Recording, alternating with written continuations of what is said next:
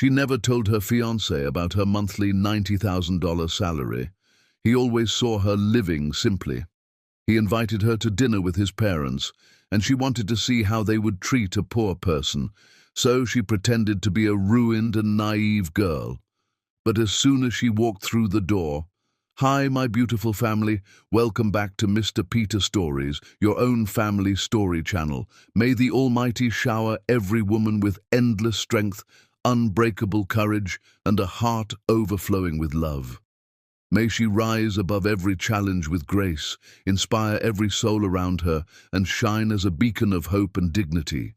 May her laughter echo in every home, her wisdom guide every path, and her sacrifices be honored more than words can express. May the women in our lives, the mothers, daughters, wives, and sisters, always be safe, healthy, and revered. May they never be unheard, overlooked, or undervalued. May every tear they shed turn into triumph, every struggle into strength, and every moment of doubt be replaced with confidence and joy.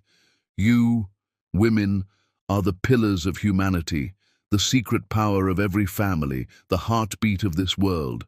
If your heart is true, like the video. If your love is real, write, "I am with Mr. Peter." The rain hit like bullets the night Shirley Harlow met the man who would break her heart. Let's start with love.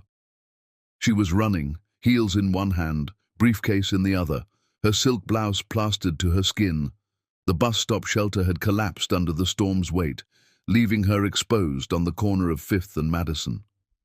Water streamed into her eyes, blurring the headlights of passing cars that refused to slow down.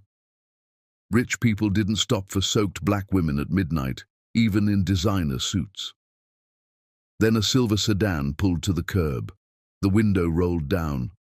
A man's face appeared, concern written across features that belonged in a cologne advertisement. "Get in before you drown." Shirley hesitated.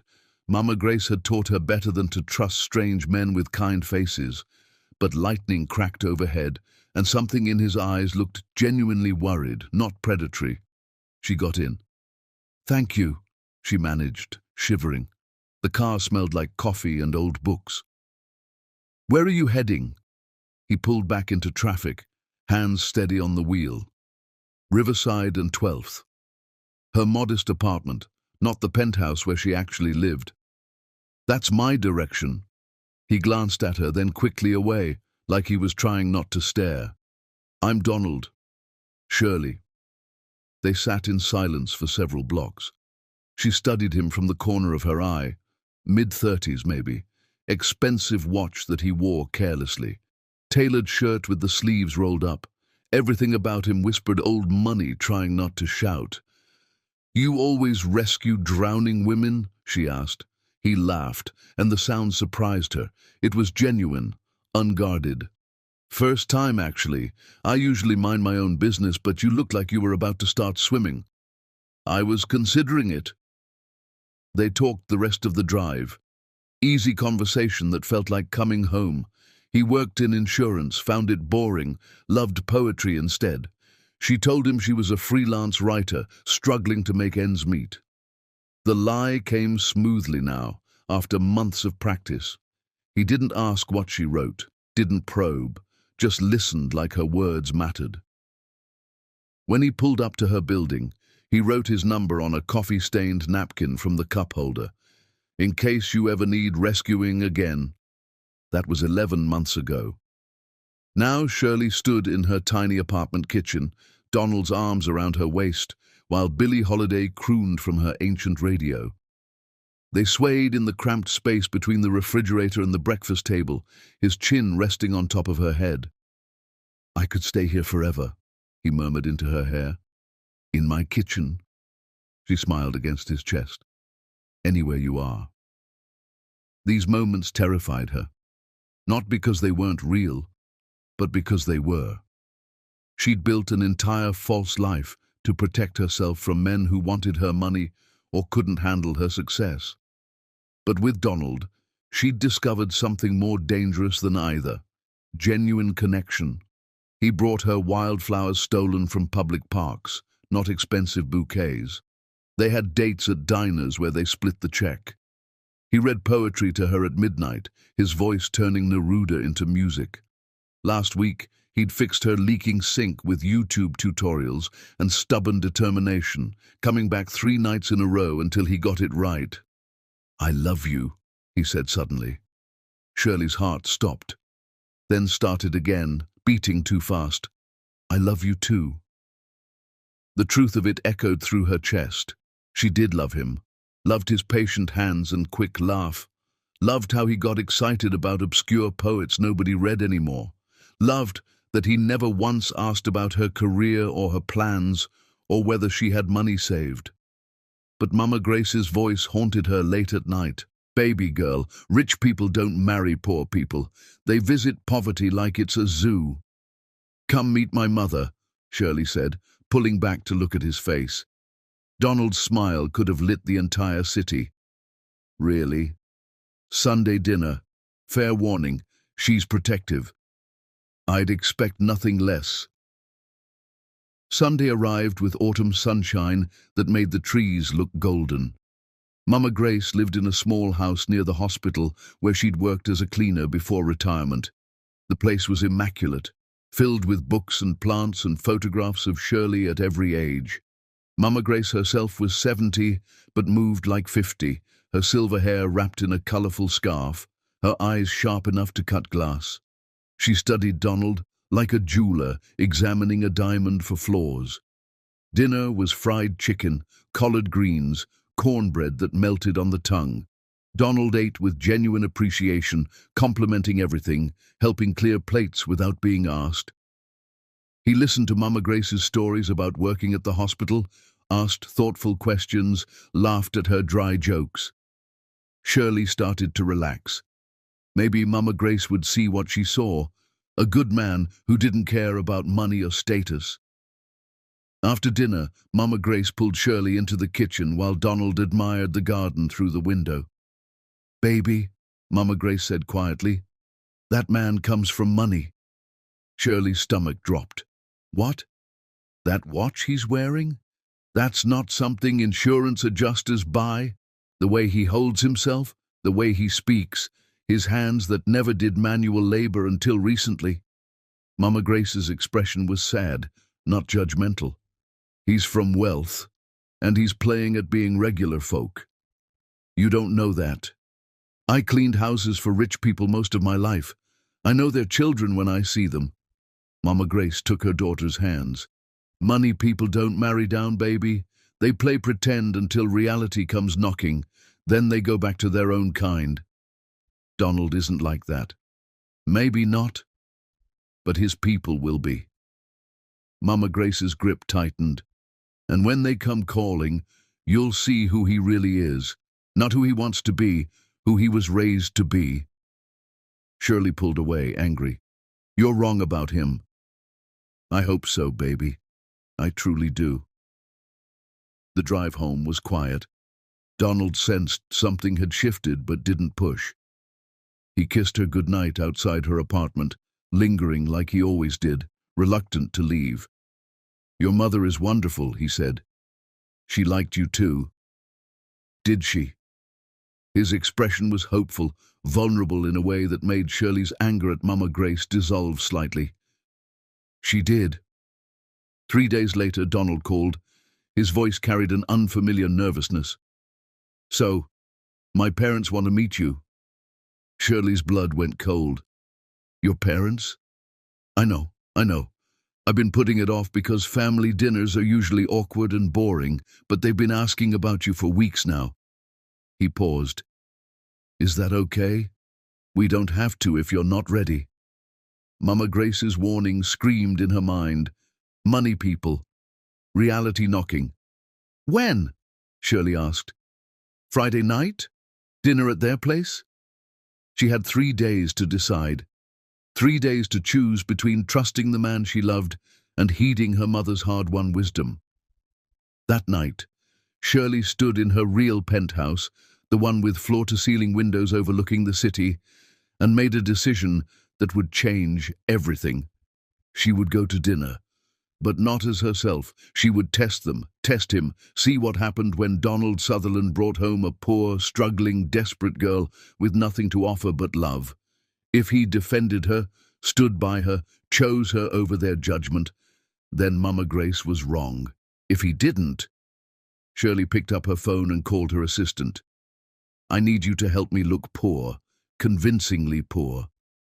"Ma'am, just trust me. I need to know something important." She spent the next 2 days creating a backstory that would horrify wealthy parents. Evicted from her apartment, behind on bills, no family money, no connections, no prospects beyond Donald's mercy. Friday morning, Mama Grace called. "You're testing them, aren't you?" her mother asked without preamble. Shirley said nothing. "Good girl. Know who people are when they have power over you. That's when truth shows." Mama Grace's voice softened. "But baby, be ready for what you might find. Sometimes the truth breaks us before it frees us." "I have to know, Mama." "I know you do. Just remember, if he fails, it's his failure, not yours. You hear me? His failure." Friday evening arrived too quickly. Shirley, dressed in borrowed clothes from a donation center, worn jeans, a faded sweater with a small hole near the hem, scuffed shoes. She pulled her hair back in a simple ponytail, wore no jewelry, made herself small and apologetic and poor. Donald picked her up, and his eyes widened slightly at her appearance, but he said nothing, just kissed her forehead and held the car door open.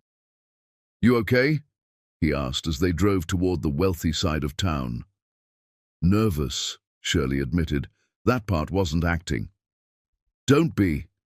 They'll love you." His confidence should have reassured her. Instead, it made her heart race faster. They pulled up to a mansion that looked like it belonged in a magazine spread. Manicured lawns, stone columns, the kind of wealth that whispered rather than shouted. Donald took her hand as they walked to the door. "Ready?" he asked. Shirley thought of Mama Grace's warning, thought of the man who'd rescued her from the rain, who danced with her in tiny kitchens, who read poetry like prayers. "Ready," she lied. The door opened, and Shirley Harlow walked into the test that would either prove her mother wrong or shatter her heart into pieces too small to ever repair.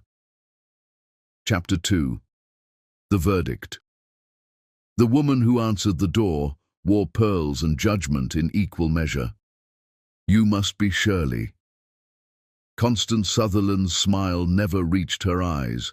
She was elegant in the way expensive things are elegant, polished, perfect, cold. Her gaze traveled from Shirley's scuffed shoes to her worn sweater, lingering on the hole near the hem. "How quaint. Donald, bring your guest inside." The foyer alone was larger than Shirley's fake apartment. Crystal chandeliers, marble floors, oil paintings of ancestors who looked down their noses at the living. Shirley felt the character she was playing shrink smaller, shoulders hunching, eyes dropping. "Dad's in the study," Donald said, his voice strained in a way Shirley had never heard before. "I'll go get him." He left her standing there with his mother. Constance circled Shirley like a shark studying prey. "Donald tells us you're a writer?" "Freelance, trying to be anyway." "How ambitious." The word dripped condescension. "And where did you study?" Shirley named a state school, nothing prestigious. Constance's expression flickered with something that might have been satisfaction. "I see. And your family? What do they do?" "My mother was a hospital cleaner. She's retired now." "Was she?" Not a question, a verdict. Donald returned with his father, Richard Sutherland, a man who looked like he'd been carved from money and privilege. Behind them came a younger woman, late 20s, with Donald's kind eyes and none of her mother's cruelty. "This is my sister Beverly," Donald said, and the relief in his voice was palpable. Beverly stepped forward with a genuine smile and shook Shirley's hand. "It's so wonderful to finally meet you. Donald talks about you constantly. Only good things, I hope, Shirley said softly, playing her role. The best things. Beverly squeezed her hand before letting go, and Shirley felt a flash of gratitude for this unexpected ally. Dinner was torture disguised as hospitality. They sat at a table designed for formal state dinners, Shirley positioned directly across from Constance like a defendant facing a judge. The food was elaborate, French, served by staff who moved like ghosts.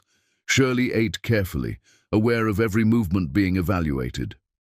"So, Shirley," Richard began, cutting his duck with surgical precision, "Donald mentioned you recently relocated?" The trap was obvious.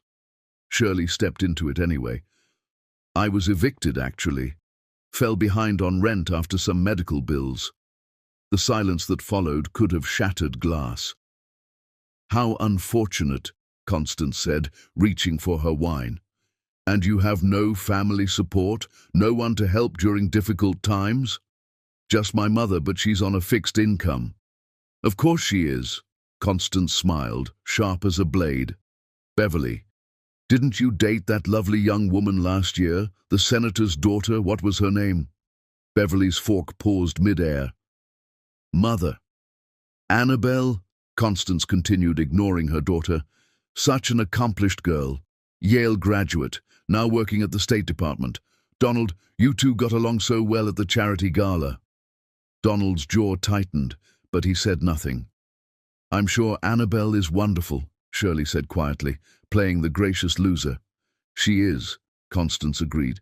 "She comes from good stock, old family, the kind of connections that matter in this world." She turned her laser focus back to Shirley. "Tell me, dear, what exactly are your prospects?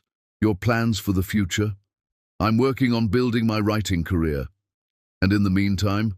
"In the meantime, I'm looking for more stable work, maybe restaurant hostess or retail." Richard made a sound that might have been a cough or a laugh. Constance's smile widened. "How practical. Donald, perhaps you could help Shirley with her resume. Given your position at the firm, you must have connections." There it was. The implication clear. Shirley was a charity case, someone to be helped and dismissed, not someone to be taken seriously as a partner. Beverly jumped in. "Shirley, Donald mentioned you love literature. What are you reading right now?" Shirley blessed this woman silently and answered, falling into genuine conversation about books. For several minutes, Beverly kept the conversation away from dangerous waters, while Constance glared at her daughter and Richard checked his phone. Donald remained largely silent, pushing food around his plate. After dinner, Constance suggested the men have brandy in the study while the women took coffee in the sitting room. Shirley understood this for what it was, another test, or perhaps an execution without witnesses. "I should use the restroom first," Shirley said. "Down the hall, third door on the left," Beverly said quickly, throwing Shirley a lifeline. Shirley walked slowly, deliberately getting lost, buying time to breathe. The house was a maze of wealth and privilege, every corner screaming that she didn't belong. She found herself near Richard's study, the door slightly ajar. Voices drifted out, male voices, father and son. "She seems sweet enough," Richard was saying, his tone suggesting this was not a compliment. "She is sweet," Donald replied. "Son, be realistic. What future do you see here?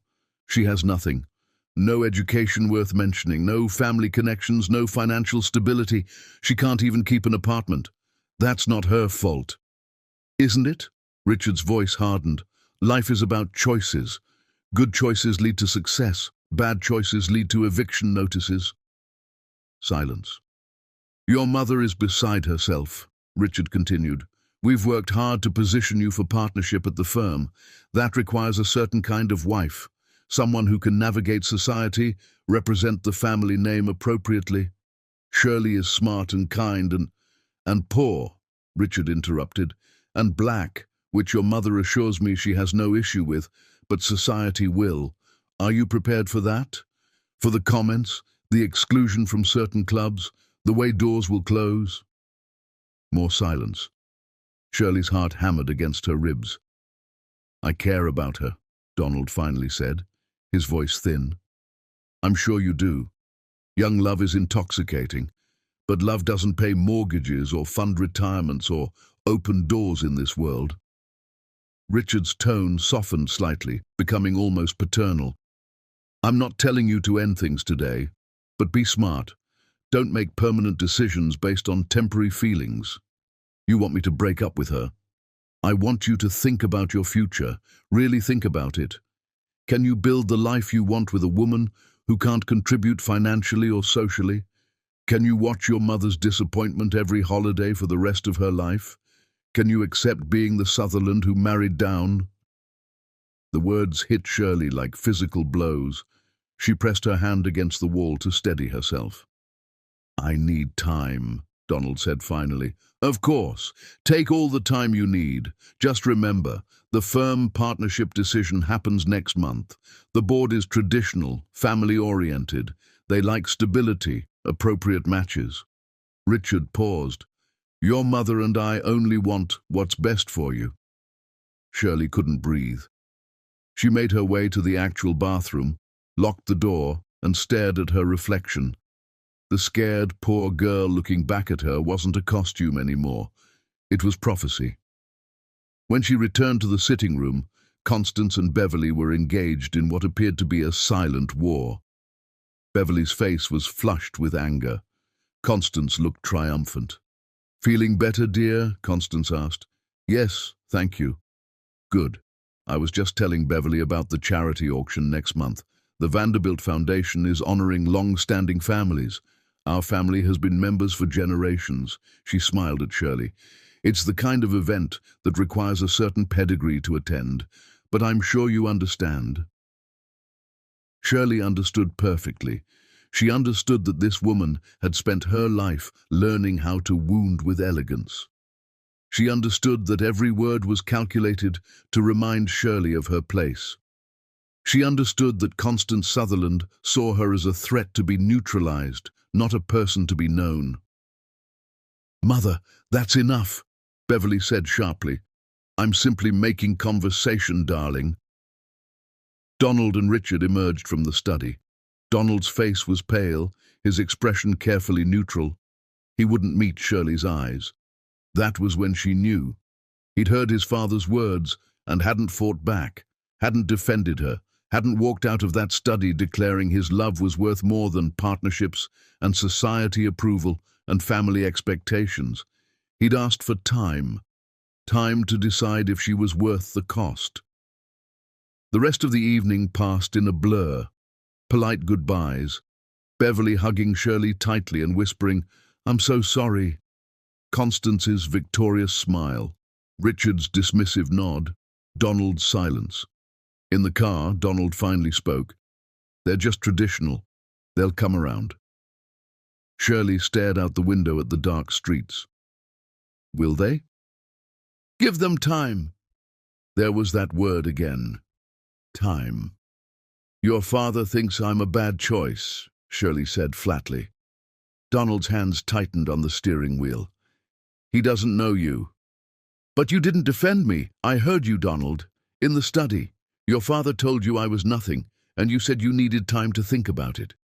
His face went white. "You were listening. I got lost looking for the bathroom." The lie came easily. "I heard everything." "Shirley, it's not like that. I was caught off guard. I didn't know what to say." "You could have said I was worth it. You could have said you loved me and his opinion didn't matter. You could have walked out of that study and come to find me." Her voice cracked. "You could have chosen me." "I did choose you. I'm here, aren't I?" "Are you?" She turned to look at him fully. "Because the man who dances with me in my kitchen, who reads me poetry, who fixed my sink 3 nights in a row, that man would have fought for me.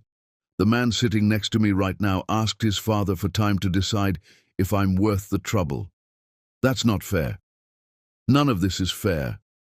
Tears streamed down her face now, unchecked. "You let them dissect me like I was an investment opportunity. You sat silent while your mother reminded me I don't belong. You listened to your father explain why I'm not good enough, and you nodded along. I didn't nod. You didn't have to. Your silence said everything. They pulled up to her apartment building. Donald reached for her hand. She pulled away. Shirley, please. Let me explain. Let me make this right. How? Are you going to tell your father he's wrong? Are you going to bring me back to that house and introduce me as your future wife regardless of what they think? She opened the car door. Or are you going to take your time, weigh your options, and eventually decide I'm not worth losing your inheritance over? You're being unfair. I'm being honest. She got out of the car, then leaned back in. Your mother was right about one thing. I don't belong in your world. Not because I'm poor or black or whatever other reason she has. I don't belong because your world requires you to calculate the worth of love, and I can't live like that. Shirley. She closed the door and walked away. Behind her, she heard him call her name. She didn't turn around. Inside her apartment, she locked the door and slid down to sit on the floor. Her phone buzzed with texts from Donald, each one more desperate than the last. She blocked his number. Mama Grace had been right. Reality had come knocking, and Donald Sutherland had shown her exactly who he was, a good man who became small when it mattered most. The worst part was that she'd known. Some part of her had known from the moment Mama Grace issued the warning. That's why she tested them. Not to be cruel, but to be certain, because a life built on false foundations always crumbles eventually. And better to know now than wake up years later, married to a coward. Shirley changed out of her borrowed clothes and stood in front of her closet full of designer suits. Tomorrow she would go back to being herself, back to her penthouse and her executive position and her life of power and independence. Tonight, she mourned the death of a love that had never really existed. Her phone buzzed again, a different number. A text from Beverly. He's destroyed, but you're right to walk away. Some men need to be broken before they can become whole. I'm sorry my family did this to you. Shirley didn't respond. There was nothing left to say. She'd tested them and gotten her answer. Donald Sutherland loved her, but not enough. Not more than comfort and approval and his place in the world his parents had built for him. And that, Shirley knew, was the truest thing she'd learned all night. Chapter 3. The Siege. Donald Sutherland discovered that desperation makes men stupid. For the first week after that disastrous dinner, he called Shirley every hour, left voicemails that started apologetic and ended pathetic, sent text messages that ranged from begging to bargaining to furious confusion. All went unanswered until finally his number was blocked. So he showed up at her apartment, knocked until his knuckles bled.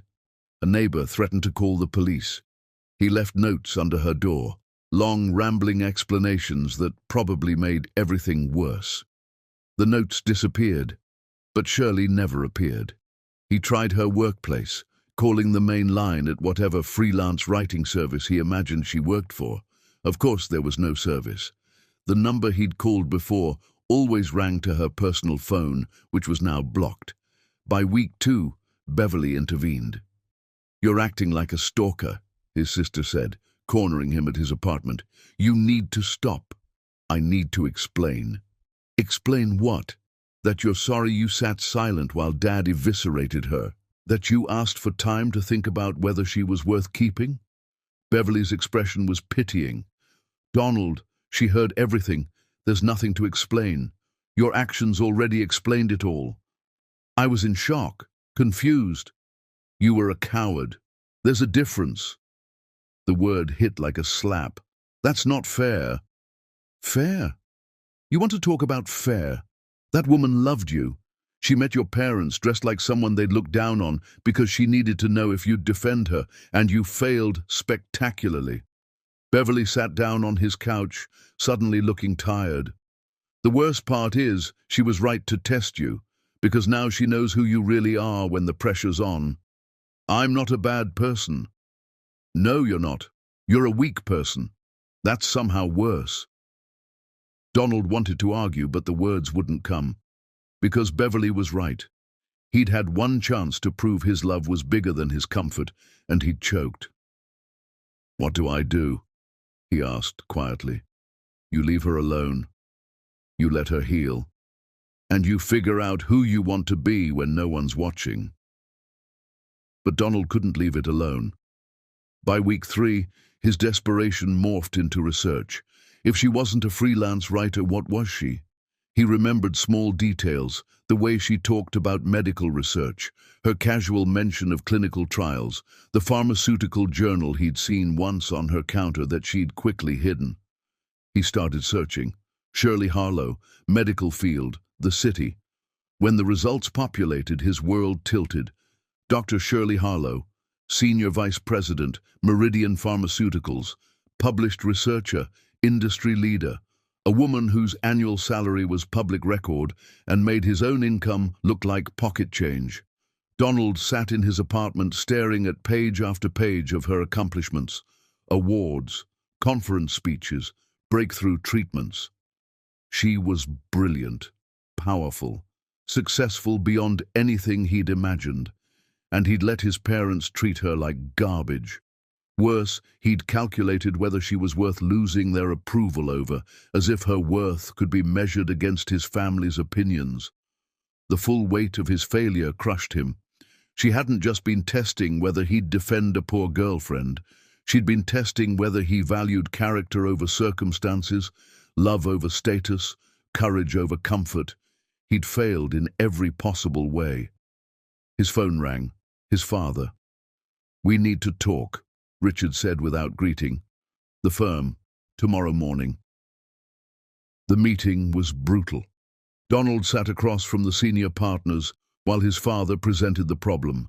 Their family was becoming a liability.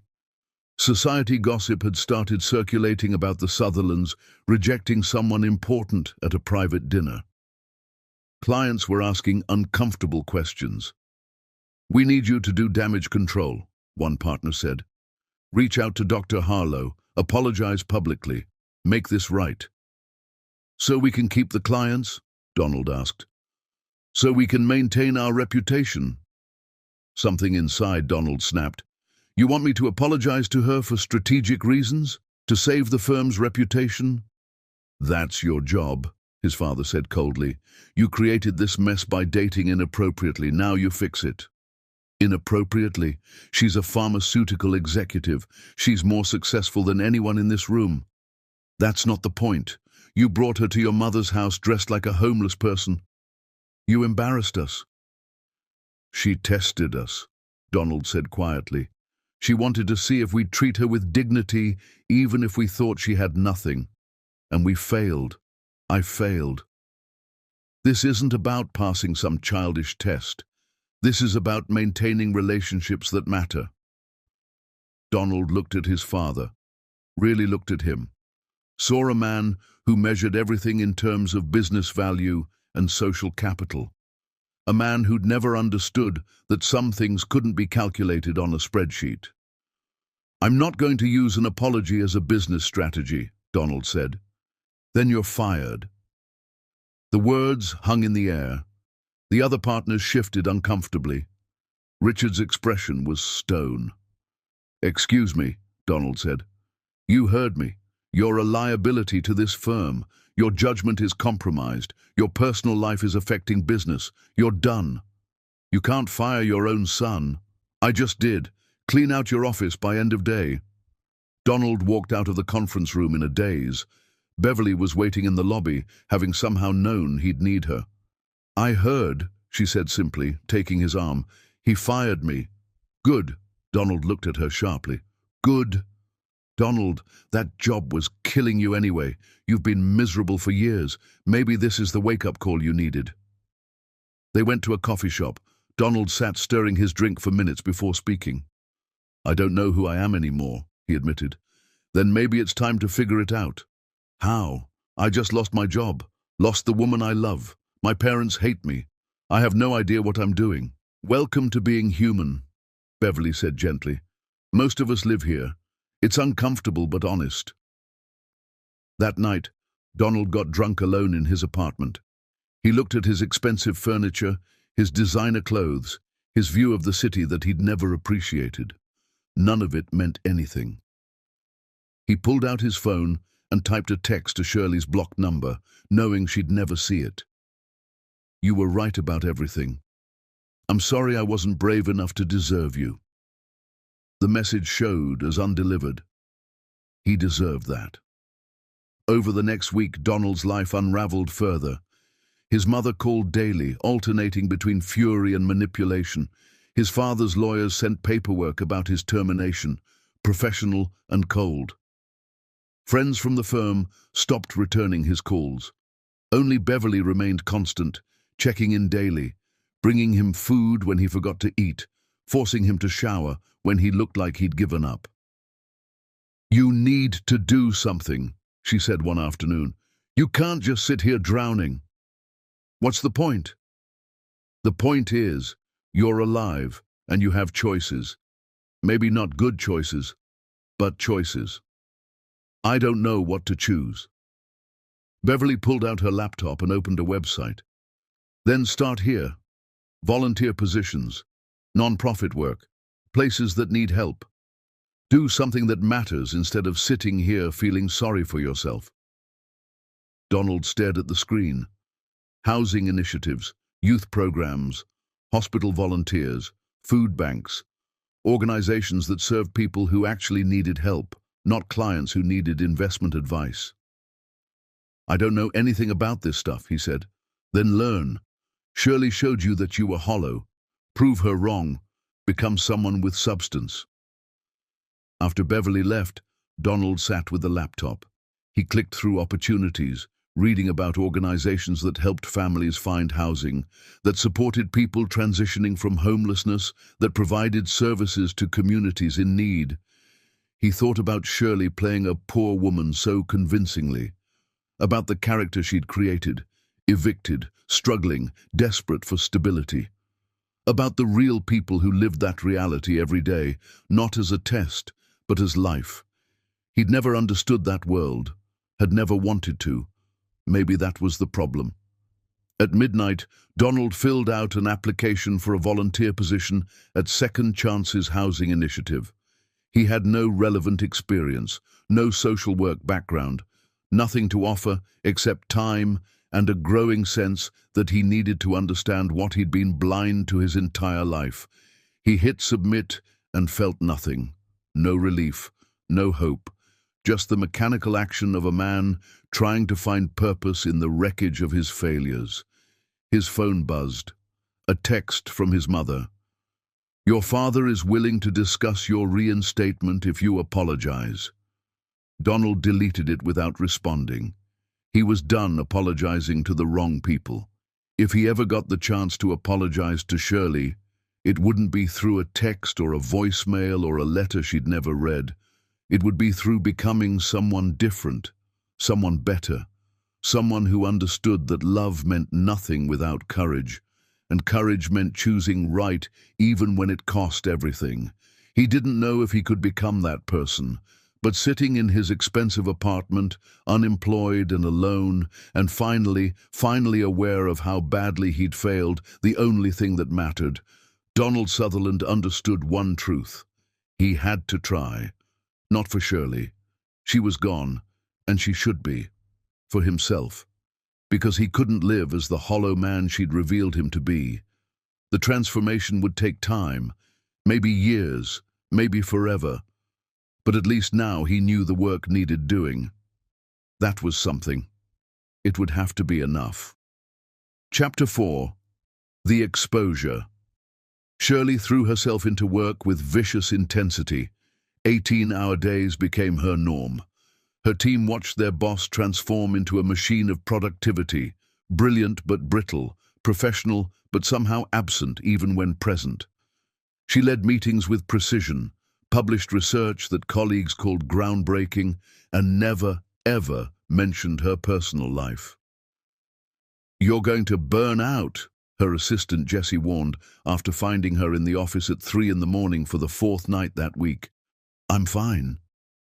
"You're running from something. Shirley looked up from her computer screen. I'm running towards something, there's a difference. But Jessie was right, and they both knew it. She was running. From the memory of Donald's silence in his father's study, from the way his mother had looked at her like she was something scraped off a shoe, from the devastating realization that Mama Grace had been right about everything, from the fact that her heart still ached for a man who'd proven himself unworthy. She deleted her modest apartment, the car, the thrift store wardrobe, erased every trace of the struggling writer she'd pretended to be, moved back into her penthouse full-time, and tried to forget she'd ever been anyone but Dr. Shirley Harlow, pharmaceutical executive. It almost worked. 3 weeks after the dinner, her assistant buzzed her office. Dr. Harlow, there's a delivery man here with flowers. Send them back. He says they're from a Donald Sutherland and that. Send them back. Don't accept anything from that name again. The flowers were just the beginning. Letters arrived at her office, each one supposedly more heartfelt than the last. She threw them away unread. Her personal phone number, which she'd given Donald, rang constantly until she had it changed. He figured out her office number. She had his caller ID blocked. He showed up at the Meridian Pharmaceuticals building twice. Security escorted him out both times. The second time, they informed him he was no longer welcome on the property. Shirley watched from her office window as he stood on the sidewalk, looking up at the building, lost and desperate. Part of her wanted to run down and hear him out. The stronger part reminded her that she'd already heard everything she needed to hear in his father's study. I need time, he'd said, as if her worth required consideration, as if loving her was a decision that needed weighing. Mama Grace called daily, checking in, offering to visit. Shirley put her off with excuses about work deadlines and travel schedules. She couldn't face her mother's knowing eyes, couldn't admit that the warning had been right all along. Finally, Mama Grace showed up at her penthouse unannounced. You've been avoiding me, her mother said, walking past Shirley into the apartment. I've been busy. You've been hiding. Mama Grace sat on the expensive couch and patted the cushion beside her. Sit down and talk to me. Shirley sat. The facade she'd been maintaining crumbled. She told her mother everything. The dinner, the overheard conversation, Donald's pathetic attempts at contact, her own inability to stop thinking about him despite everything. I was so stupid, Shirley said. I knew better. You warned me. But I thought he was different. He is different. That's the problem. Shirley looked at her mother sharply. What? If he was just another rich boy playing slumming games, you'd have forgotten him by now. But he's not that simple, is he? He really loved you. He just loved comfort more. That doesn't make it better. No, it makes it worse. Because it means he had potential he didn't reach. He could have been who you needed, but he chose the easier path. Mama Grace took her daughter's hand. That's what you're mourning, not who he was, who he could have been. The truth of it broke something in Shirley. She cried for the first time since walking out of that dinner, sobbed into her mother's shoulder while Mama Grace held her and rocked her like a child. What do I do now? Shirley asked when the tears finally stopped. You heal, you work, you live, and eventually you stop letting him take up space in your head, rent-free. How long does that take? Depends on the person. Could be months, could be years, could be you wake up one morning and realize you haven't thought about him in weeks. Shirley wanted that morning to come soon. It didn't. The pharmaceutical industry gala invitation arrived a month after the dinner. Meridian was sponsoring. Shirley's attendance was expected. She almost declined, then saw the venue, the same hotel that hosted insurance industry events. She accepted the invitation. If she was going to move forward, she needed to stop hiding. She needed to reclaim her life, her position, her power. If Donald saw her there as herself, let him choke on it. She bought a gown that cost more than most cars, midnight blue silk that moved like water, diamond earrings that caught light like stars. She had her hair and makeup done professionally. She would look like exactly what she was, a woman at the absolute top of her field. The night of the gala, Mama Grace video called to see her outfit. "Baby, you look like you're going to war," her mother said approvingly. "Maybe I am. Just remember, you're not going to hurt him. You're going to show him what he lost." What's the difference? Intention. One makes him the center, the other makes you the center. Keep yourself at the center. Shirley arrived at the gala fashionably late. The ballroom glittered with wealth and influence. She walked in alone, head high, and felt the room shift to notice her. Within minutes, colleagues and competitors surrounded her, everyone wanting a moment with the woman whose research division had just announced breakthrough results in a major trial. She networked brilliantly, discussed patent strategies and clinical trials, felt herself slide into the role of powerful executive, like putting on armor. This was her world. These were her people. She belonged here. Then she felt eyes on her. She turned and saw Beverly Sutherland across the room, stunning in emerald green. Beverly's expression cycled through shock, understanding, and something like admiration. Beverly approached carefully. "Dr. Harlow, I was hoping I'd see you here." "Miss Sutherland." "Please call me Beverly. We're past formalities." Beverly glanced around nervously. "I need to tell you something. My brother, he's—" "I don't want to hear about your brother." "I understand, but they're here. My parents. The opera just let out. They come to these things for the networking." Beverly's eyes were apologetic. "And Donald is with them. He doesn't know you'll be here. None of them do." Shirley felt her pulse quicken, but kept her expression neutral. "Thank you for the warning. Shirley, I'm sorry. For everything. For that dinner. For not doing more to stop it. For my family's cruelty." Beverly's voice dropped. "You deserved better." "I did.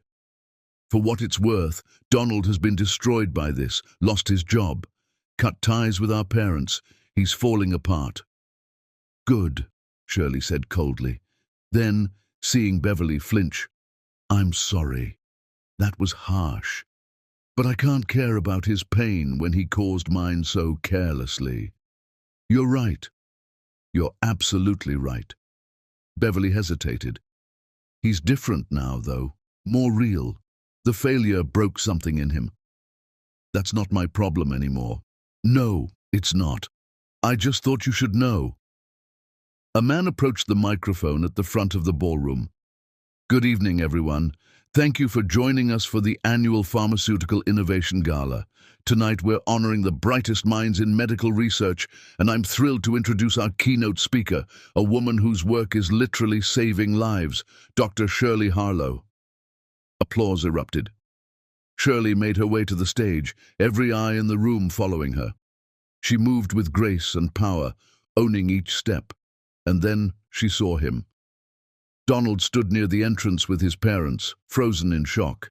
His champagne glass stopped halfway to his lips. The color drained from his face. He stared at her like she was a ghost, or a dream, or something his mind couldn't process. Their eyes met across the crowded room. Shirley saw recognition, horror, understanding, and devastation flash across his face in rapid succession, saw the moment he realized the full scope of his failure, saw him understand that she'd been playing a role and he'd failed to see the real woman underneath. She turned back to the microphone. Let him watch. Let him understand what he'd lost. "Thank you," she began, her voice clear and confident. "I'm honored to be here among such distinguished colleagues and grateful to everyone who makes innovation possible in this industry." She spoke about authenticity in research, about the importance of seeing beyond surface appearances to underlying truth, about how the best discoveries came from questioning assumptions and testing hypotheses rigorously. Every word was professional. Every word was also aimed directly at Donald. Sometimes we run experiments that reveal uncomfortable truths, she said, looking directly at where the Sutherlands stood. Results that challenge our assumptions about ourselves and others. The question is whether we have the courage to accept those results or whether we reject them because they're inconvenient. She finished her speech to thunderous applause. Afterward, she was mobbed by admirers. She caught glimpses of Donald trying to push through the crowd, his face desperate. She let her colleagues shield her, accepting congratulations, discussing research opportunities, being exactly who she was, powerful, brilliant, successful. When she finally looked back toward the entrance, the Sutherlands were gone. Beverly texted her later. He couldn't breathe. Had to leave. Constance is in shock. Richard looks like he swallowed glass. You were magnificent. Shirley didn't respond. She went home to her penthouse, took off the expensive gown, removed the diamond earrings, and stood looking at herself in the mirror. She'd won. She'd shown them exactly who she was and watched them realize their mistake. So why did she feel hollow? Mama Grace called. How did it go? I destroyed them. And how do you feel? Empty. That's what revenge does, baby. Feels satisfying in the moment, but it doesn't fill the hole they left. What does? Time, healing, eventually building something new. Shirley crawled into bed and stared at the ceiling. Somewhere in the city, Donald was probably also staring at ceilings, also unable to sleep, also drowning in the consequences of choices made. She should feel satisfied. She'd tested him, he'd failed, and now he knew it. Instead, she just felt tired. Tired of being angry, tired of being hurt, tired of giving him space in her head when he'd proven he didn't deserve it. Mama Grace was right. Revenge was hollow. But healing? That would take work she wasn't sure she had the strength to do. Chapter 5. The Fall. Donald couldn't stop shaking. Beverly had driven him away from the gala, his parents following in their own car, all of them silent with shock.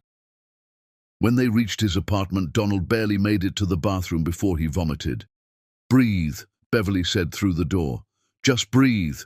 But he couldn't breathe, couldn't think, couldn't process what he'd just seen. Shirley, his Shirley. Except she'd never been his Shirley. She'd been Dr. Harlow all along, pharmaceutical executive, industry leader, a woman so far out of his league that the notion was laughable.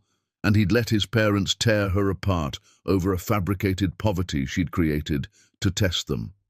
Oh, God, he whispered to the bathroom tiles. Oh, God, what did I do? He'd known intellectually that she'd lied about her circumstances, but seeing her on that stage, commanding a room full of the most powerful people in medicine, speaking with casual brilliance about research that would save countless lives, the reality of who she actually was hit him like a freight train.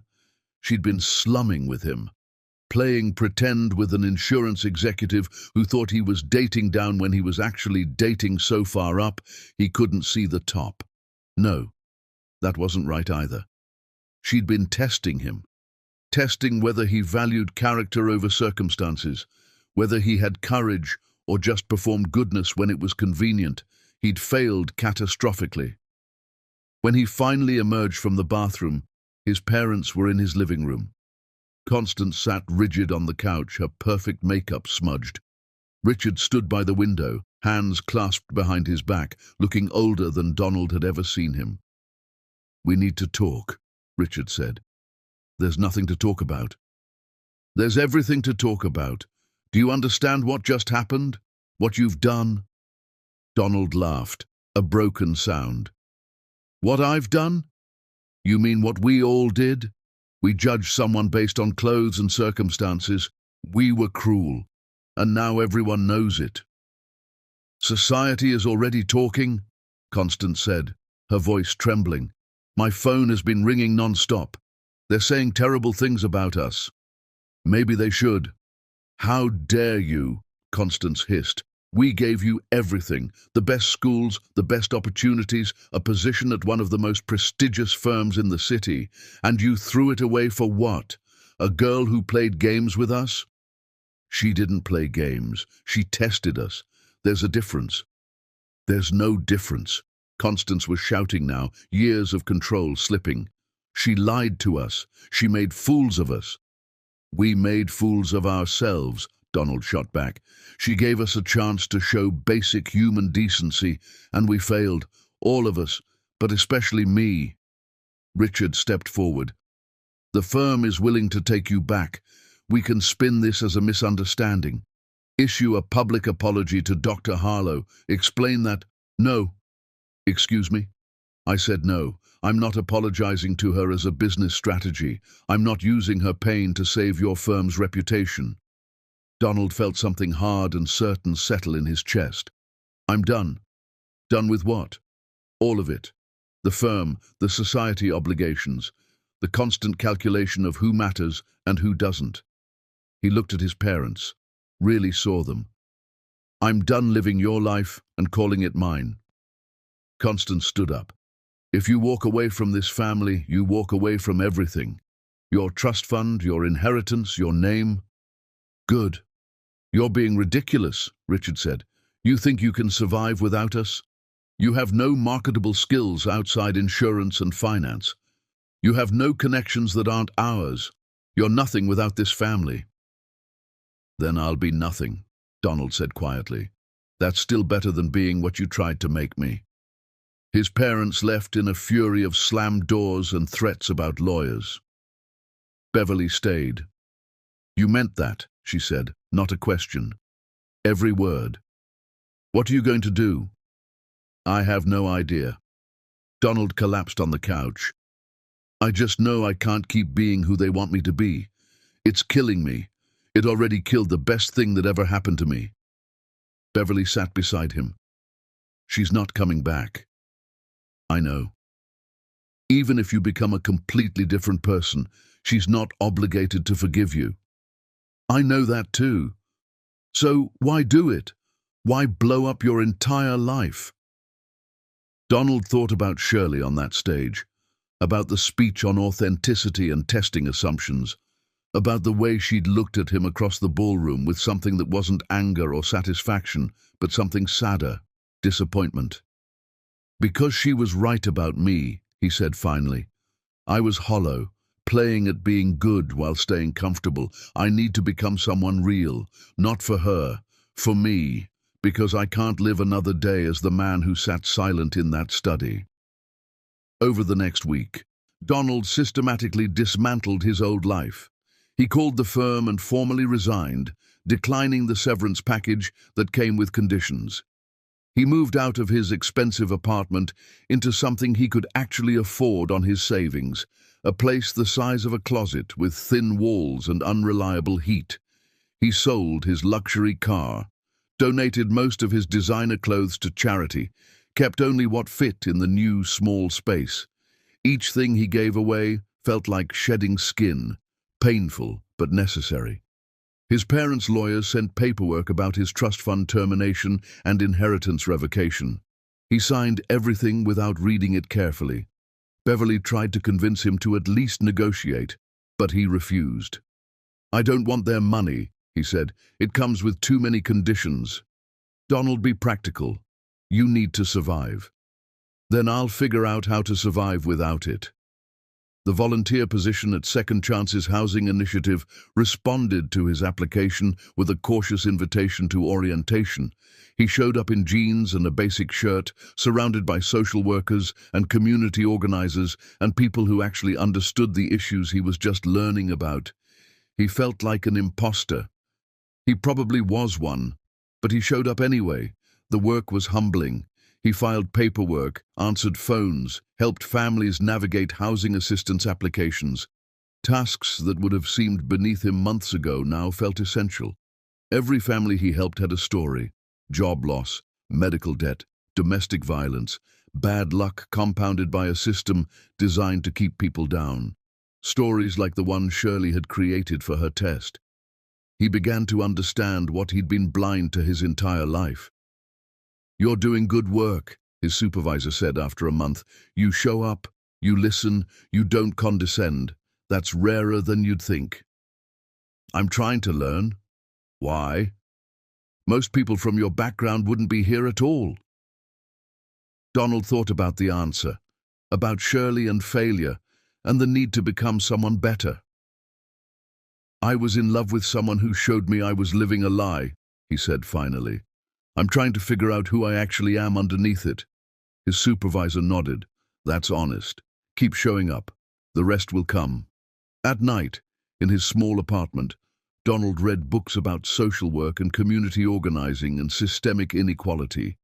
He cooked simple meals on a hot plate. He learned to budget carefully, shocked by how quickly money disappeared when you didn't have a trust fund backing you up. He thought about Shirley constantly, but didn't try to contact her. Beverly had made it clear. Shirley had blocked him everywhere, wanted nothing to do with him, and was thriving without him, as she should be. One evening, 3 months after the gala, his mother called. Donald almost didn't answer.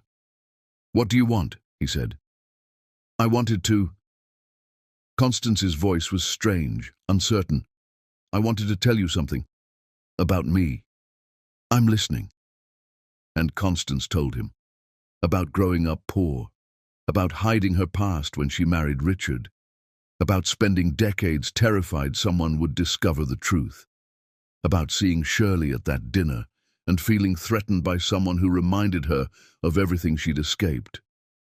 I became the thing I once feared, Constance said, crying openly now.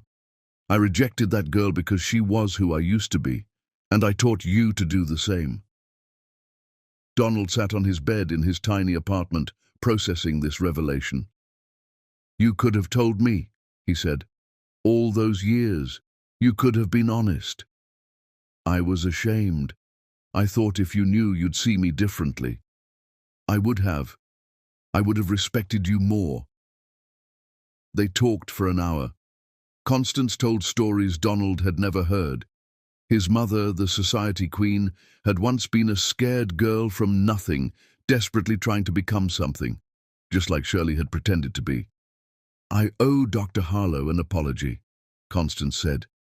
A real one, not for public relations, for my soul. She probably won't accept it. She shouldn't, but I need to give it anyway. After they hung up, Donald stared at his phone. His family was falling apart and rebuilding piece by painful piece. His mother was facing truths she'd run from for decades. His father was dealing with the professional fallout of their cruelty becoming public. And Donald was living in poverty, real poverty now, not performed, learning what it actually meant to struggle. He thought about Shirley's test, about how she'd wanted to know if he'd defend her when she had nothing. He'd failed that test. But maybe if he kept doing this work, kept showing up, kept becoming someone real instead of someone comfortable, he could pass a different test. The test of becoming worthy. Not for her, for himself. It would take time, maybe years, maybe forever. But for the first time since that disastrous dinner, Donald felt like he was actually moving forward instead of drowning in regret. It was something. It would have to be enough. Chapter 6. The Reckoning. 6 months after the gala, Shirley met someone new. Dr. Julian Brooks was everything sensible. Brilliant cardiac surgeon, excellent conversationalist, respected by colleagues. They met at a medical conference where he complimented her research during a keynote discussion. He asked her to dinner. She said yes. They dated for 3 months. Pleasant dates at nice restaurants, intelligent conversation about medical advances, physical compatibility without particular passion. He never pushed for more commitment than she offered. He respected her work schedule. He was, by any measure, exactly what she should want. She felt nothing. You're distracted, Julian said one evening over Italian food. Have been for weeks. I'm sorry. Work has been busy. It's not work. His expression was kind but resigned. There's someone else. Not physically, but in your head. You're not really here with me. Shirley wanted to deny it, but Julian deserved honesty. There was someone, she admitted. It ended badly. I thought I was over it. But you're not. I should be. He failed me in the worst possible way. Showed me exactly who he was when it mattered. I have every reason to hate him and no reason to think about him ever again. And yet you do. And yet I do. Shirley set down her fork. I'm sorry. You deserve someone who's actually present. I do. And you deserve to figure out what you're really feeling instead of dating safe men who don't challenge you. They ended things amicably. Julian walked her to her car, kissed her cheek, and told her to call when she'd sorted herself out. She drove home feeling guilty for wasting his time and frustrated with herself for not being able to move forward. Mama Grace noticed immediately during their next Sunday dinner. You ended things with the doctor, her mother said, not a question. How did you know? You look less trapped. He was nice enough, but you were dating him like it was homework. I was trying to move on. Moving on doesn't mean dating someone boring just because they're not the one who hurt you. Mama Grace passed the collard greens. What are you really feeling? Shirley put down her fork, the question hanging heavy. I'm angry. Still. After all this time, I'm still angry at Donald for failing me, but I'm also angry at myself for caring that he failed me, and I'm angry that I can't seem to let it go. Have you considered therapy? I'm in therapy. My therapist says I'm working through betrayal trauma and need to process it at my own pace. Fancy words for your hurt and healing takes time. Mama Grace studied her daughter. But baby, there's something else. Something you're not saying. Shirley met her mother's knowing eyes. I saw something online. By accident. An article about Second Chances Housing Initiative and their expansion. Donald was in the photo. He looked different, thinner, wearing normal clothes, not expensive ones, helping a family move into an apartment. And he looked, she struggled for the word, happy, genuine, real. And that bothers you. It bothers me that part of me was glad to see it. Glad he's not just living his comfortable life like nothing happened. Glad he's apparently doing something meaningful. I don't want to care what he's doing. But you do care. I do. And I hate that I do. Mama Grace was quiet for a moment. Can I tell you something I never told you about your father? Shirley looked up, surprised. Her father had died when she was young. Mama Grace rarely spoke about him. Your daddy was a good man who did a terrible thing. He had an affair. I found out when you were 4 years old. I was devastated, furious, ready to leave him. I never knew that. You were too young to remember. We separated for a while. He moved out, sent money, but we didn't speak for almost a year. Mama Grace's eyes were distant with memory. Then he showed up one day and asked if he could take you to the park. I said yes because you deserved to know your father, even if I couldn't forgive him. What happened? I watched from a distance, saw him playing with you, completely focused, making you laugh, and I saw that he was different. Not performing for me, actually different. He'd gone to therapy, joined a men's group, was working on himself. Not to win me back, to become someone better. Did you take him back? Eventually. After another year of him showing up consistently, being patient, proving the change was real, we had 5 more good years before the cancer took him. Mama Grace reached across the table. I'm not saying you should forgive Donald, but I am saying that people can genuinely change. And sometimes our anger at them is really anger at ourselves for hoping they will. The words hit hard. Shirley sat with them, turning them over. I don't know if I can forgive him, she said finally. Then don't. But maybe stop torturing yourself for still caring. Caring about someone who hurt you doesn't make you weak. It makes you human. That conversation stayed with Shirley for weeks. She found herself thinking about Donald more, not less. Wondering if his transformation was real or performance. Wondering if it even mattered. She threw herself back into work, but her heart wasn't in it the same way. The armor she'd built around herself after that dinner was showing cracks. She felt vulnerable in ways that terrified her. One evening, working late at the office, Jessie knocked on her door. "Dr. Harlow, there's a call for you. Someone from Second Chance's housing initiative." Shirley's heart jumped. "Did they say what it's about? Something about their annual fundraiser. They're hoping Meridian might sponsor." It was business, just business, not personal. She took the call. The director explained their expansion plans, the families they served, their need for corporate sponsors. It was all professional. Donald's name never came up. "Send me the information," Shirley said. "I'll review it and get back to you." She hung up and stared at the sponsorship materials when they arrived by email. Photos of families in new homes, statistics about success rates, a mission statement about second chances and dignity and hope. And there, in one photo, was Donald. Not staged, not posed, just candidly captured helping an elderly woman carry boxes, his expression focused and gentle. He looked nothing like the man who'd sat silent in his father's study. He looked like someone who'd been broken and had rebuilt himself into something real. Shirley made a decision she'd regret or celebrate later. She approved the sponsorship. Substantial enough to matter, but not so large it seemed personal. Just Meridian Pharmaceuticals supporting a worthy cause. The thank you call came a week later, the director again, grateful and excited.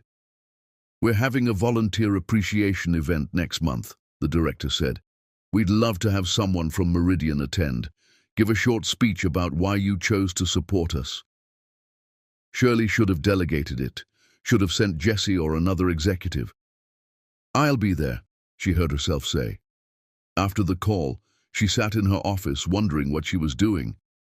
Testing Donald again? Checking if his transformation was real? Torturing herself? All of the above?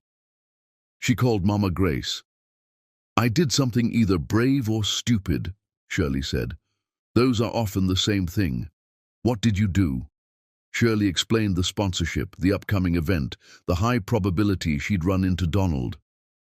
"And why did you do this?" Mama Grace asked. "I don't know. Maybe I need to see if he's really different. Maybe I need closure. Maybe I'm just a masochist. Or maybe you need to stop watching from the shadows and face what you're actually feeling. Which is? That's for you to figure out, baby. But running away didn't work. Dating someone safe didn't work. Maybe the only way through is actually through." The volunteer appreciation event was in 3 weeks. Shirley had 3 weeks to decide what she was really doing and what she hoped to find. 3 weeks to prepare for seeing Donald again, this time in his world instead of hers. 3 weeks to figure out if she wanted him to have changed or if she wanted proof that he was still the same coward underneath the humanitarian veneer. 3 weeks to understand that the person she was really testing wasn't Donald at all. It was herself. Chapter 7. The Test Reversed. The volunteer appreciation event was held in a community center that smelled like fresh paint and hope. Shirley arrived early, dressed professionally but not ostentatiously. She'd chosen carefully, nice but not intimidating, present but not performative. The director greeted her warmly. "Dr. Harlow, thank you so much for coming. Your sponsorship is changing lives." They toured the facility. Shirley met families who'd been housed, children who now had stable homes, elderly people who'd found dignity after years of struggle. Every story was a reminder of the character she'd played for Donald's dinner. These were real people living what she'd only pretended. "We have someone special we'd like you to meet," the director said, leading her to a classroom where volunteers were setting up for the event. "One of our most dedicated volunteers. He's been with us for almost a year now, never missed a shift. Donald, can you come here a moment?" Shirley's breath caught. Donald turned from the table he was arranging, saw her, and froze. The color drained from his face. A stack of papers slipped from his hands, scattering across the floor. "Dr. Harlow is from Meridian Pharmaceuticals, our new sponsor," the director continued, oblivious to the tension. Dr. Harlow, this is Donald. He's been instrumental in our family housing program. They stared at each other. 9 months since that dinner. 9 months of silence and transformation and separate journeys through pain. Donald looked different. Not just thinner, though he was. Something fundamental had shifted. The Polish was gone, replaced by something more substantial. His clothes were simple, worn from actual work. His hands showed calluses. His expression carried weight that hadn't been there before. "Dr. Harlow," he said carefully, "it's good to see you." "Donald," she kept her voice professional. "You two know each other?" the director asked. "We've met," Shirley said. "Briefly, a while ago." The director beamed, unaware of the loaded history. "Wonderful. Donald, why don't you tell Dr. Harlow about the family placement program while I finish setup?" The director left them alone. Silence stretched, heavy with everything unsaid. "I didn't know you'd be here," Donald said finally. "If I'd known, I would have, I don't know, left, probably. I know you don't want to see me. And yet here we are." "Yes." He knelt to pick up the scattered papers, his movements careful. "For what it's worth, thank you. For the sponsorship. It's going to help a lot of people. That's why I approved it. The people. Not anything else." "I know." He stood, papers in hand. "I don't expect anything from you. I know I have no right to your time or attention or forgiveness. I just want you to know that what we're doing here matters. Whatever you think of me, this work is real." Shirley watched him, analyzing everything. His body language, humble but not performative. His words, careful but not calculated. His eyes, meeting hers directly despite obvious discomfort. "Show me," she said. "Show you what?" "The program? What you actually do here. Not a presentation, the real work." Donald hesitated. "Are you sure? It's not glamorous. Mostly paperwork and moving boxes and listening to people's stories." "Show me anyway." He led her through the facility, introduced her to families he'd helped house, explained the application process, showed her the resources they provided. He was knowledgeable without being preachy, passionate without being performative. He knew people's names, their children's names, their stories. "This is Mrs. Chen," he said, introducing an elderly woman. "We found her an apartment last month after she'd been living in her car for 8 months. Mrs. Chen lit up. "Donald is a good boy. He helped me fill out all those complicated forms. Even helped me move my things, and he had to carry my furniture up 3 flights because the building has no elevator." "Happy to help," Donald said simply. They continued the tour. Shirley watched how people interacted with him, the genuine affection, the trust. He wasn't performing goodness. He was just present, helpful, real. They ended up in the small office he shared with other volunteers. "This is where I spend most of my time," Donald said, "calling landlords, processing applications, following up with case managers. It's tedious but important." Shirley looked at his desk, a thermos of cheap coffee, a well-worn notebook filled with contact information, a framed photo of a child holding a key to their first real home, grinning at the camera. "Why?" she asked. "Why what? Why this? Why give up your comfortable life for paperwork and moving boxes and helping people you'll probably never see again after they're housed?" Donald leaned against the desk. "Because you showed me I was hollow, and I couldn't live like that anymore." "So this is about me?" "No. God, no. This is about me. You were just the catalyst." He ran his hand through his hair, a gesture she remembered. "I spent my whole life performing goodness while staying comfortable. Nice enough as long as it didn't cost anything. Kind enough as long as no one was watching.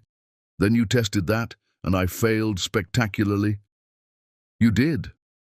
"I know, and I can't take that back. Can't apologize enough, can't undo the damage I did." His voice was quiet but steady. "But I could change who I was. Not to win you back, I know that's impossible. to become someone I could respect when I looked in the mirror. And, do you? Some days, not all of them. I still catch myself wanting comfort over courage, still have to consciously choose differently than my instincts suggest. But I'm trying. Every day, I'm trying. Shirley felt something shift inside her chest. Not forgiveness exactly, recognition maybe. You really have changed, she said. I hope so, but that's for other people to judge, not me. Your parents. Barely speaking to me. My mother is working on herself, I think. My father still believes I threw away my future for nothing. Donald shrugged. Maybe I did, but it's my future to throw away. Beverly? Proud of me, apparently. She visits sometimes, helps volunteer. She's the only family I have left, really. They stood in the small office, 9 months of separate journeys between them. I need to ask you something, Shirley said, and I need you to be completely honest. Anything. If you could go back to that dinner, knowing everything you know now, what would you do differently? Donald didn't hesitate. I would walk out of my father's study, take your hand, and tell my parents to go to hell. I would choose you immediately, completely, without calculation. I would defend you so fiercely that there'd be no question where I stood. And your job, your family, your inheritance would have meant nothing compared to losing you. His eyes held hers. But I wasn't brave enough then. I am now, but it's too late. That's what I live with. Shirley felt tears threaten, but held them back. You're right, it is too late. I know. I can't go back to who I was with you. Can't unknow what I learned about you in that study. I know that too. But, she paused, uncertain. I'm glad you changed, glad you're doing this work, glad you became someone real instead of staying comfortable. Thank you, Donald said quietly. That means more than you know. The director appeared at the door. Oh, good. You're still here. Dr. Harlow, we're ready for your speech whenever you are. Shirley gave her speech about the importance of second chances and community support. She watched Donald from the podium, saw him listening intently, no performance in his expression, just genuine attention. After the event, she slipped out without saying goodbye. In her car, she sat for long minutes before starting the engine. Her phone buzzed. A text from Mama Grace. How did it go? He's different. Really different. I don't know what to do with that. You don't have to do anything with it, just acknowledge it and move on. But moving on felt impossible now, because she'd seen proof that people could genuinely transform, that failure could be a beginning instead of an ending, that someone who'd been hollow could become substantial if they did the work. Donald had done the work, and Shirley had no idea what that meant for her. She drove home to her penthouse, took off her professional clothes, and stood on her balcony looking at the city lights. Somewhere out there, Donald was probably back in whatever small space he lived in, processing their encounter, respecting her boundaries, continuing his quiet transformation. And here was Shirley, still caught between the past that hurt her and a future she couldn't quite imagine. Testing him had given her an answer 9 months ago. Seeing him now had given her a different answer. The question was, which answer mattered more? Chapter 8. The Crisis. At 3 in the morning, Shirley's phone rang, Mama Grace's number. Her heart stopped before she even answered. Baby, her mother's voice was weak, thready. Something's wrong, I can't breathe right. I'm calling an ambulance. Stay on the phone with me. The next hours were terror. Ambulance, emergency room, doctors using words like myocardial infarction and urgent intervention. Shirley sat in the ICU waiting room, her world reduced to beeping machines and the smell of antiseptic and raw fear. Family of Grace Harlow? A nurse appeared. That's me. She's stable for now, but it was serious. We're moving her to intensive cardiac care. The team here is excellent. She's in the best possible hands. Thank you. Shirley's voice cracked. Can I see her? Soon. We're getting her situated. But I wanted you to know, someone made some calls. Got her transferred here immediately instead of waiting at the other hospital. She might not have made it without that quick action. Whoever it was potentially saved her life. Who? The nurse checked her chart. A Donald Sutherland. He was here volunteering when the ambulance brought her in. Recognized her name, moved heaven and earth to get her the best team. Shirley sat down hard. He's in the volunteers' lounge if you want to thank him, the nurse continued. Been here all night. After the nurse left, Shirley sat frozen. Donald had saved her mother's life. Donald, volunteering at the cardiac wing.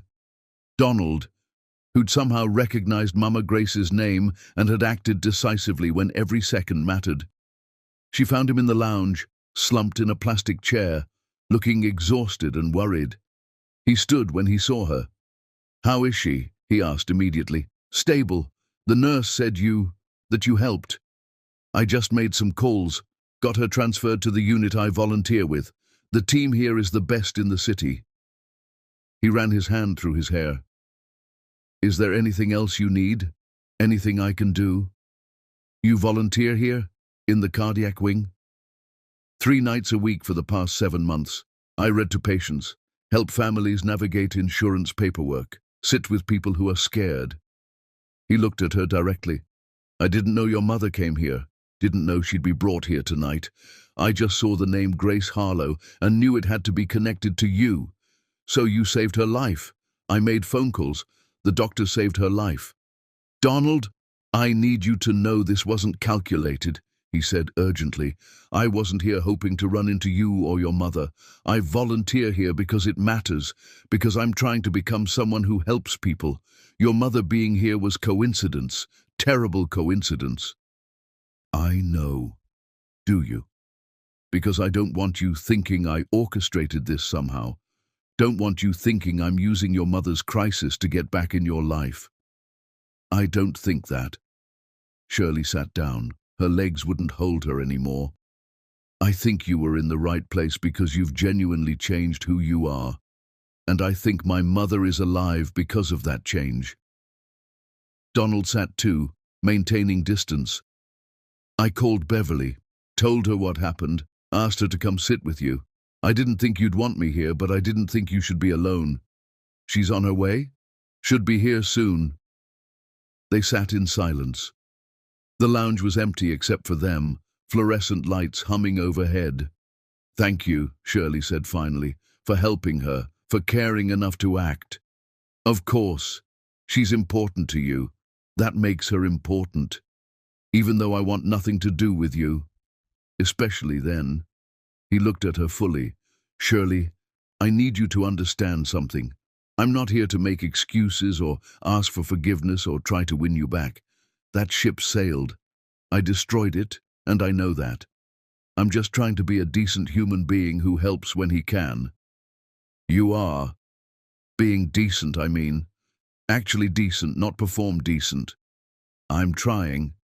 Beverly arrived 20 minutes later, swept Shirley into a hug, and efficiently took charge. She got Shirley coffee, found a doctor to update them, called Mama Grace's church friends, handled everything with quiet competence. Donald slipped away without fanfare. Hours later, when Shirley was finally allowed to see her mother, Mama Grace looked small in the hospital bed, tubes and monitors everywhere. Don't you dare scare me like that again, Shirley whispered, holding her mother's hand. Mama Grace opened her eyes slowly. The boy was here. I know. He held my hand. In the ambulance. Told me I had to fight because I couldn't leave you alone. Her voice was weak but clear. He meant it. Wasn't performing. Just cared. Mama, don't talk. Save your strength. Need you to hear this. Mama Grace squeezed her daughter's hand weakly. He's different now. Really different. Saw it in his eyes when I was scared and everything was chaos. He wasn't thinking about himself. Just about you. About making sure you didn't lose me. Shirley felt tears start. You need to rest. Promise me something. Anything. Promise me you'll stop running. From him, from yourself, from whatever you're actually feeling. Life's too short, baby. I almost ran out of it tonight. I promise. Mama Grace fell asleep, medication pulling her under. Shirley sat beside the bed, holding her mother's hand, processing everything. Donald had saved her mother's life, not as a strategy, not as performance, just because it was the right thing to do when someone needed help. He'd been at the hospital volunteering for months, not hoping to run into Shirley, just doing the work of transformation consistently, even when no one he cared about was watching. He'd called Beverly to support Shirley, then disappeared so she could have space. Every action was the opposite of the man who'd sat silent in his father's study. Every choice was courage over comfort, service over self-interest, genuine care over calculated goodness. He'd become exactly the person she'd needed him to be 9 months ago, but 9 months too late, or was it? Shirley sat with that question, while machines beeped and nurses came and went, and her mother slept. She sat with Mama Grace's words about not running. She sat with the undeniable evidence that Donald had genuinely transformed. She sat with the terrifying possibility that maybe, just maybe, some things deserved second chances when the work of earning them was real. Around dawn, Beverly brought breakfast that neither of them touched. "He went home," Beverly said quietly. "Told me to tell you he's available if you need anything. Rides, food, help with anything. Otherwise he'll stay out of your way." "He's different," Shirley said. "I know. I don't know what to do with that." "You don't have to do anything. He doesn't expect anything. That's the whole point." Beverly pulled her chair closer. "But Shirley, can I tell you something as your friend, not his sister?" "Yes." "I've watched him transform over these months. It wasn't quick or easy. He struggled, failed sometimes, kept going anyway. And the thing that kept him going wasn't hope of winning you back. It was the inability to live as who he was before." Beverly's eyes were kind. "He's not asking for a second chance. He's just trying to be someone he can respect. The question is whether you can respect that person too, or whether the past is too painful to look past." "I don't know." "Then don't decide now. Focus on your mom. The rest will sort itself when it sorts itself." Good advice, practical advice. Advice Shirley couldn't quite follow because her mind kept circling back to the same thought. Donald had become who she'd needed him to be, and she had no idea what to do about that except feel terrified. Chapter 9. The Distance Closes. Mama Grace's recovery was slow but steady. 2 weeks in the hospital, then 6 weeks of cardiac rehabilitation. Shirley took leave from work, something she'd never done, and dedicated herself to her mother's care. Donald respected her boundaries completely. He didn't show up at the hospital, didn't call or text. The only contact came through Beverly, who reported that he asked about Mama Grace's recovery and sent wishes for her health through his sister, never directly. His restraint was notable. The old Donald would have pushed, tried to use the crisis as an opening. This Donald understood that some spaces needed to remain closed. Shirley found herself thinking about him anyway. She'd drive past Second Chance's housing initiative, watching volunteers come and go. She'd see online articles about their expansion, knowing he was part of that work.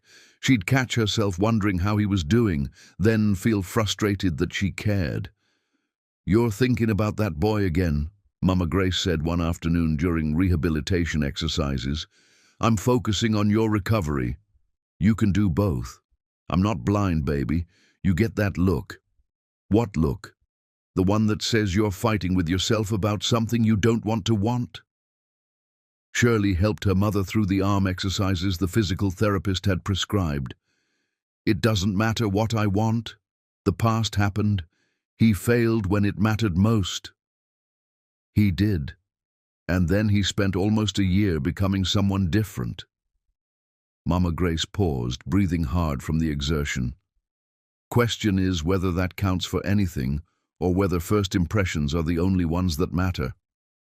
What do you think?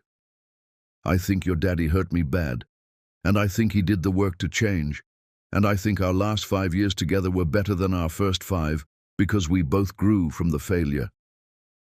Mama Grace met her daughter's eyes. But that was my choice. Yours is different. Donald isn't owed anything just because he transformed. You're allowed to say the wound is too deep. But you're also allowed to acknowledge that transformation is real and see where that acknowledgement leads. Over the following weeks, as Mama Grace grew stronger, Shirley found herself at a crossroads. She could continue keeping Donald at a distance, protecting herself from further pain, or she could, reach out, test him again, risk being hurt again. The decision was made for her by Mama Grace. I want to invite that boy over, her mother announced one Sunday, to thank him properly for saving my life. Mama, I'm not asking permission, I'm informing you. He did a good thing and deserves to be acknowledged. You can be here or not. Your choice. Shirley stayed. When Donald arrived at Mama Grace's house carrying flowers and looking nervous, Shirley answered the door. They stood staring at each other. "Hi," he said finally. "Hi. I can leave if this is uncomfortable. My mother invited you. Come in." Mama Grace was waiting in the living room, still moving slowly, but gaining strength daily. Donald approached her carefully. "Mrs. Harlow, it's good to see you looking better. Sit down, child. We need to talk." They sat. Shirley positioned herself near the kitchen door, half in and half out of the room, unable to fully participate, but unable to leave. "You saved my life," Mama Grace said directly. "The doctors told me if I'd stayed at the first hospital, if the transfer hadn't happened when it did, I probably wouldn't have made it. So I owe you thanks." "You don't owe me anything. I'm just glad you're okay." "Don't be modest. You made decisive choices when seconds mattered. That takes presence of mind and care for people. That matters." Mama Grace studied him. "You look different than the last time I saw you. At my dinner table, watching my daughter fall in love with you." Donald flinched. "I'm sorry. For that dinner at my parents' house. For how they treated Shirley. For my silence when I should have fought for her. I've apologized to Shirley, but I need to apologize to you too. You warned her about me, and you were right. I was right then. Question is whether I'd be right now. I don't know, I hope not. I've tried to become someone different." He glanced toward where Shirley stood. "But that's not for me to judge." "Smart answer." Mama Grace leaned forward. "Let me ask you something. Why are you doing the volunteer work? Real reason, not the pretty answer." Donald took a breath. "Because your daughter showed me I was hollow, and I couldn't live like that anymore. Every time I help someone find housing, I think about the character she played. Every time I sit with someone who's scared, I remember how I failed to defend her when she was vulnerable. The work reminds me of who I was and who I'm trying to become." "So it's about guilt?" "It started that way, but it's become more. I genuinely care about the families I help. The work matters beyond my own redemption." He met Mama Grace's eyes. "I'm not doing this to win Shirley back. I'm doing it because I can't go back to being comfortable while people suffer around me." "Good." Mama Grace sat back. "Because Shirley doesn't owe you anything. You understand that. Not forgiveness, not a second chance, not even acknowledgement that you've changed. She gets to protect herself." "I know. But," Mama Grace continued, "she also gets to decide that transformation is real and worth considering. That's her choice, not yours." "Yes, Mom." They talked for another hour. Shirley listened from the kitchen, hearing Donald answer her mother's direct questions with honesty that would have been easier to dodge. Mama Grace was relentless, probing his motivations, his struggles, his failures along the way. Donald didn't perform, didn't present himself as perfectly transformed, admitted to days when he still thought about his comfortable old life, times when he'd failed to act courageously, moments when he'd had to consciously choose differently than his instincts suggested. His honesty was more convincing than perfection would have been. "All right," Mama Grace finally said. "You can go now. Thank you for coming and for the flowers." Donald stood. "Thank you for inviting me. And Mrs. Harlow? I'm genuinely glad you're okay. Not because of Shirley, because you seem like a good person who deserves to be here." "I am a good person. And you're becoming one. Keep at it." Shirley walked him to the door. They stood on the porch, evening settling around them. "Your mother is formidable," Donald said. "She is. And you? How are you?" "Confused, frustrated, uncertain about everything." "That's honest." "You've made this complicated," Shirley said. "It was easier when you were just the coward who failed me. Now you're someone who did the work of transformation, and I don't know what to do with that." "You don't have to do anything with it. I meant what I said.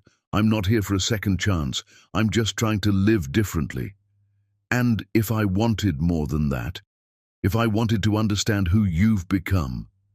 Donald went very still. "Then I'd be grateful and terrified, because I don't want to hurt you again. Don't trust myself not to fail when things get hard." "At least that's honest. It's all I have. Honesty and effort, and the hope that those are enough to build something real." They stood in the twilight, months of separate journeys between them and uncertain future ahead. "I'm not ready," Shirley said, "to trust you, to risk being hurt again, to believe this is real and not just impressive performance." "I know, but I'm not ready to completely close the door either." "What does that mean?" "I don't know yet. Maybe just acknowledging that people can change, that transformation is possible, that past and present can both be true at once." She wrapped her arms around herself. "I need time. Take all the time you need. I'm not going anywhere." "You promise?" "Shirley, I quit my job, walked away from my family money, and rebuilt my entire life from nothing because you showed me I needed to. I'm not going anywhere. Not because I'm waiting for you, because this is who I am now." He left without pushing for more. Shirley stood on her mother's porch, watching him drive away in a modest car that probably used to be someone's third vehicle. Everything about him was different. The question was whether different was enough to overcome the past. Shirley didn't know the answer, but for the first time since that terrible dinner, she was willing to consider that maybe, eventually, she might want to find out. Chapter 10. The Masterpiece. 3 years later, Shirley walked into the pharmaceutical gala wearing midnight blue silk and no armor. She'd spent those years doing her own work, therapy that went deeper than just processing betrayal, building a life that balanced achievement with actual living. Dating occasionally, but never seriously. Watching Donald from a distance, not stalking but aware. She'd watched him graduate with a social work degree while working full-time. Watched him turn down his parents' repeated offers of reconciliation that came with financial strings.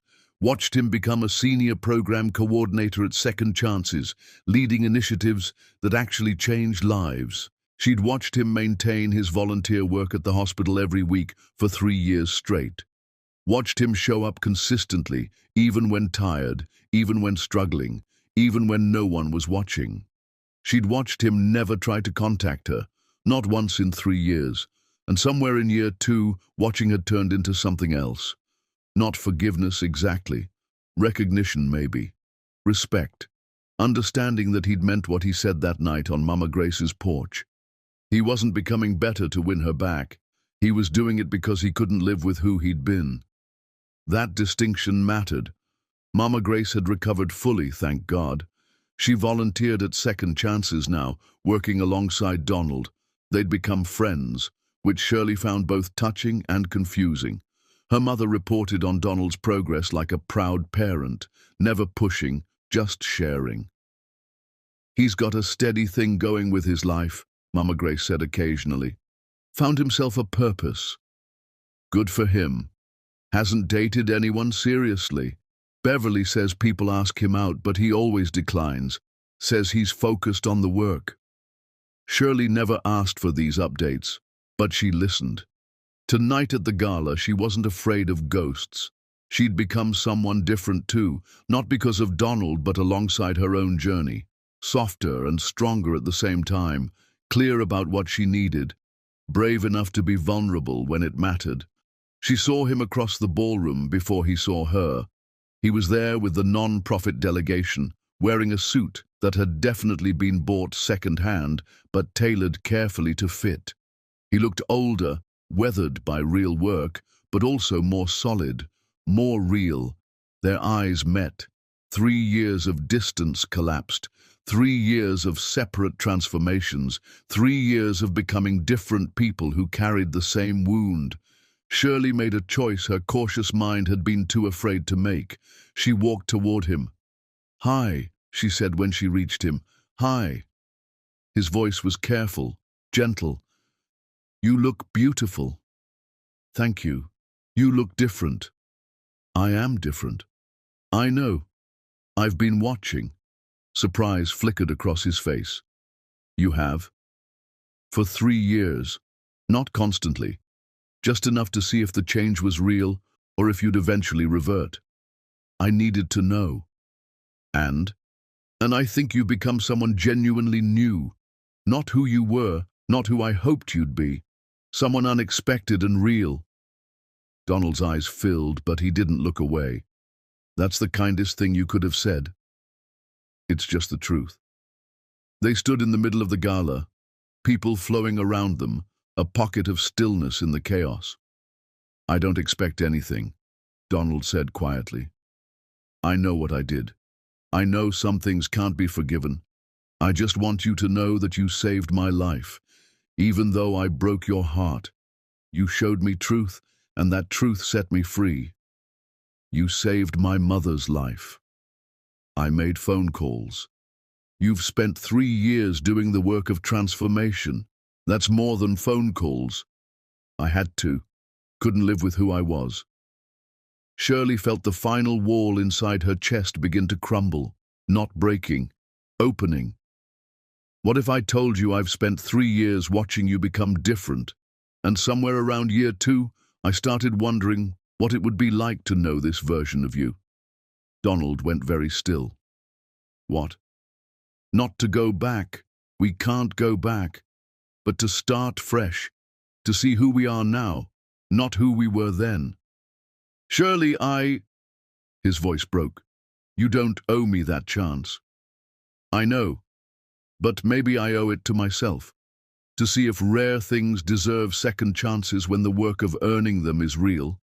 I don't know what to say. Say you'll have coffee with me tomorrow, as who we are now, not who we were." "Yes, anything. God, yes." They exchanged numbers, made plans for a neutral cafe, agreed to take things impossibly slow, to rebuild from scratch, to see if the people they'd become could find their way to each other. When Shirley left the gala that night, she felt lighter than she had in years. Not because everything was fixed. It wasn't. Not because the past didn't hurt. It did. But because she'd made a choice to be brave, to risk hoping again, to see if transformation earned through years of consistent work deserved acknowledgement. Coffee turned into dinner the next week. Dinner turned into walks. Walks turned into long conversations about who they'd been and who they were becoming. Every step was careful, intentional, honest. Donald never pushed, never assumed, never took anything for granted. He showed up consistently, listened more than he talked, proved through action that he'd learned what mattered. 6 months of careful rebuilding became something deeper. They learned each other again, differently this time. No pretense, no hiding, just 2 people who'd been broken by their first attempt, finding ways to be whole together. Donald met her colleagues again, this time as himself. She met his co-workers and the families he helped. They built a life that was smaller than what they'd each had, but infinitely more meaningful. Beverly cried with joy. Constance sent a letter expressing cautious hope and genuine remorse. Richard remained distant, which was fine. Some relationships couldn't be fully repaired. A year after that first coffee, Donald took Shirley to the corner of 5th and Madison. It was raining, deliberately. He'd waited for the weather. "I don't have much to offer you," he said, rain streaming down his face. "I'm still working at a non-profit, still living modestly, still figuring things out. I don't need much. I need real. I can give you real. I can give you truth and showing up every single day. I can give you a man who will fight for you, especially when it's hard." He pulled out a simple silver ring. "I can promise I will never choose silence over defending you again. Not ever." Shirley looked at the ring, at his face, at the rain falling around them. "Yes," she said. They married at the community garden Second Chances had built. Small ceremony. The people who mattered. Families Donald had helped. Patients he'd read to. Volunteers they'd worked alongside. The community they'd served. Mama Grace walked Shirley down the aisle. Constance and Richard sat in back, present if uncomfortable. Beverly stood as maid of honor, beaming. Donald's vows were simple. "I failed you once. I won't fail you again. I promise to choose courage over comfort, to defend you fiercely, to be worthy of your trust. Every single day." Shirley's vows were honest. "You broke my heart, but you also showed me transformation is real. I'm choosing hope over fear. I'm choosing us." They built a life together, not perfect, real. Shirley kept her career. Donald kept his work. They balanced ambition with meaning. They argued sometimes about money and family and the future, but every single time something hard came up, Donald showed up, defended her, chose courage, proved his transformation wasn't temporary. Years passed. They bought a modest house, had children who learned about second chances and doing the work of becoming better, built traditions, grew older together. On their 5th anniversary, sitting on their porch, Shirley asked, "Do you ever regret how we started?" Donald thought carefully. "I regret who I was. I regret causing pain, but I don't regret the journey. Without it, I'd still be that hollow man. The pain was necessary. And if you could go back to that dinner, I'd walk out of my father's study and choose you over everything, immediately, without hesitation." He looked at her. "But I couldn't do that then. I wasn't ready. I had to be broken first." They sat in comfortable silence. Two people who'd tested each other and failed and grown and tried again. Donald reached for her hand. "Thank you for giving me a second chance. Thank you for earning it." Somewhere across town, Mama Grace smiled, knowing her daughter had chosen well, not safely, truly. Somewhere in the city, Beverly told the story about her brother who lost everything and found himself. Somewhere, Constance and Richard navigated their own slow transformations. But here, on this porch, Shirley and Donald simply existed together. Two people who'd discovered that the greatest love stories weren't about perfect people finding each other.